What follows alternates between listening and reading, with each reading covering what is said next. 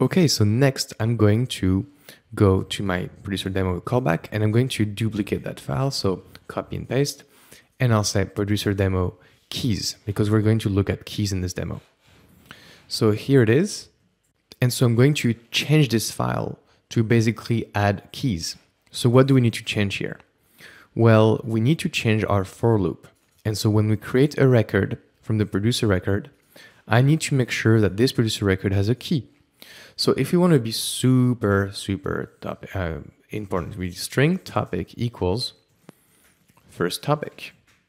Then we do string value equals hello world plus I, plus integer to string I, integer to string I. Okay, so I can replace here by the value and I can replace here by the topic. I just refactored my code.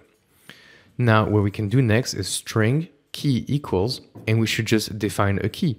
So for this, I'll say key plus, and we'll just also have integer to string I. And so now we've defined key 0, key 1, key 2, key 3. We can even have an underscore here. So we'll say ID underscore I. It's even better. So ID 1, ID 2, ID 3, ID 3, ID 4, etc., etc. And so in our producer record now, I'm going to add the key right before the value. So now our code says new producer record, topic, key, value. And so we'll have 10 different keys, obviously, because we have a lot of different records, but at least we see how things work. And so in a callback now, what we should be seeing is that the same keys goes to the same partition. And so to verify that behavior, we can do a bunch of stuff. For example, what can we do? Well, we can force this send to be synchronous, and this is bad practice, but we'll just make it synchronous just to exemplify. So we'll do .get. So here we get an unhandled exceptions of interrupted exception. So I press Alt, Enter, and I'll say add exceptions to method signature. This basically added throws exception execution and interrupted exception right here. Okay, so now basically I block, so here, I block the send to make it synchronous, but don't do this in production. I'm just trying to explain the concept right here. So here I'm going to log the key. So I'll say logger.info key, and then we'll add the value of the key right here. And so here we log the key, okay? And then we send the data and we get back the topic and partition information. So I'll just run this right now. And overall, let's have a look at the whole log. So things worked. The first key, you can find it right here. So right here in this line, we say producer demo keys. The key is ID 0, and ID 0 is going to partition 1. So let's just write it down right here. ID 0 is going to partition 1. Now let's look at ID 1, which is right here. Okay, this is ID 1, and it went to partition 0. So ID 1, partition 0. We can do it as such. So ID 2, I invite you to do it with me, is partition 2. And so on. So let me just pause the video while I do it.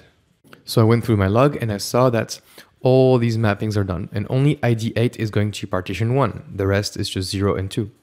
Oh, and also ID 0 actually. Okay, so now if you rerun the code, and we rerun this entire code, and if you look again at the mapping of the key to the partition, we can see it's exactly the same. So ID 0 is always going to partition 1, as we've have it right here. Then ID 1 is always going to partition 0, which is the result right here. And you can verify it's true for all these 10 keys. So basically, by providing a key, we guarantee that the same key always goes to the same partition. And that's really, really, really important. So this is super important to understand the keys. And this is how basically we're going to formulate ordering for a specific key. So in practice, this will be your truck ID or whatever. But this is how you define a key. This is how you add a record with a key, and be very careful with the .get. This is to block the send, but don't do this in production. Otherwise, you're going to get crappy performance. So two questions that come up very often in my questions, so I'll give you the answers right now, If you only have partition 0, etc., that's because you're producing to a topic with only one partition. Simple as that, okay? So if you want, create a topic, create a new topic, and make sure it has at least 3 or 4 partitions and send the data. Now you may say, okay, I've created a topic with 5 partitions and I don't get the same mapping as you, for example. The ID 1 goes to another partition, not partition 0. And the answer is yes. The partition number is going to be different if you have a different number of partitions. If you have 3 partitions, you should get the exact same results as me. Just make sure you have ID underscore 1. But if you have 4 or 5 partitions in your topic, then the partition mapping is going to be different. So the key here to understand is that the keys always go to the same partition for a fixed number of partitions. So 3, 5, whatever you want, okay? So these are the 2 most common questions, okay? So that's about it for keys as a high level. In the real world example, we'll get an example of how keys should be used in a real world setting. But so far, that's enough for your knowledge. Now let's switch to consumers.